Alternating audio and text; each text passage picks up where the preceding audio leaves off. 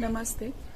After joining the order in 2003 March, I lived in various centers of Sri Sarada Math.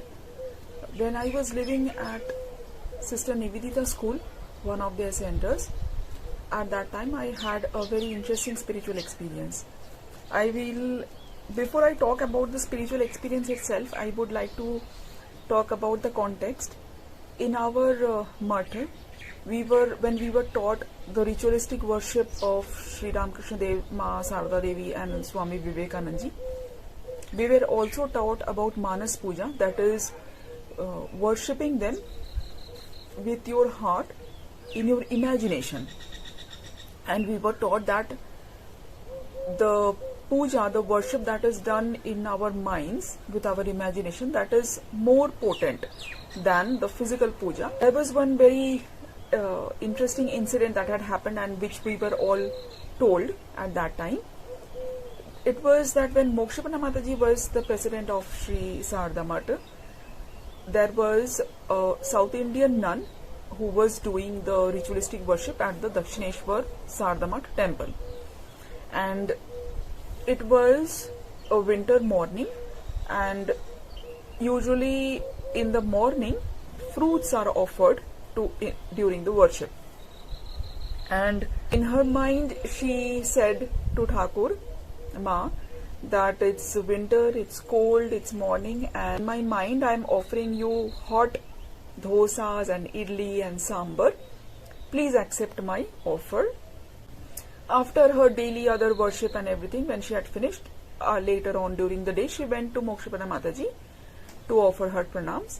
And seeing her, Mokshapanna Mataji immediately smiled and said, "Oh, you offered idli and dosa and sambar to Thakur." And she was so surprised that how did Mataji know? And Mokshapanna Mataji then says that yes, whatever you offer Thakur with love, he accepts it. So this incident was widely known, and we all were like very much moved and touched by it. It had become my habit to keep offering to Thakur and Ma and Swamiji whatever I liked, whatever I wanted.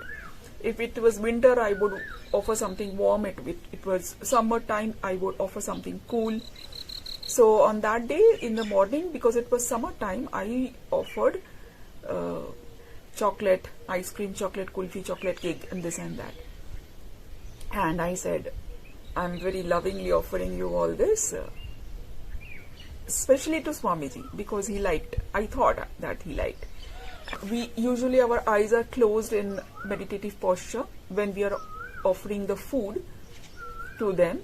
So my eyes were closed and I was sitting, and suddenly I felt as if Swamiji grabbed my hand and pulled and said, "Chal, tu chal, come, you come and have whatever you are offering me. You eat this ice cream and kulfi, you eat this." And it came for a second. That experience came for a second and it went away immediately. But in a flash, the realization dawned upon me that whatever we have in our mind, all the desires that we have, we project it and we fulfill them through Thakur Ma Swamiji. If we like flowers and we like aesthetic beauty, we are sensitive to, beautiful decorations and everything. We offer, flower garlands, we offer beautiful cloth and fabric, and we are making designs on the floor.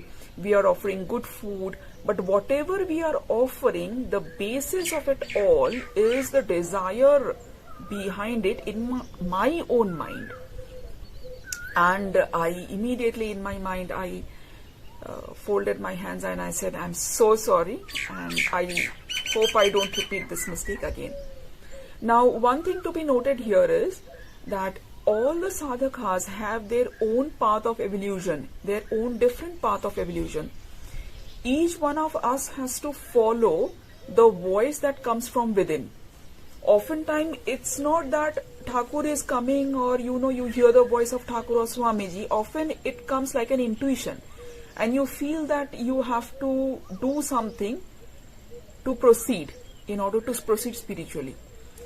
The important thing is to keep following your inner intuition, to keep following, to keep being guided by your inner voice.